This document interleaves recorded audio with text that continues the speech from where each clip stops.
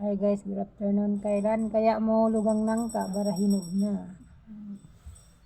Malaki na yung nangka namin. Hey, amin yan.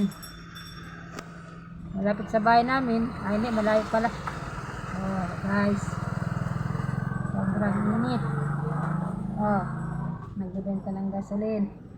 Grabe ang init dito guys sa Zamboanga. Wow.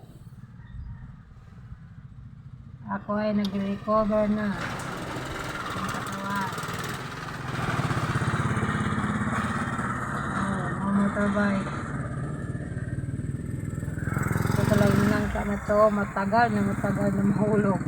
Ito po ang asawa ko. Nga. Ang masarap ang nangka na to. Record. Papayon pa kita. Nagkaroon yung tingog ng umas. Nangka. Mga next year pa to, mahulog. Baka inog na, sabi ng mga matanda. Kapag inog na, mahulog na daw. Next year pa to mahulog.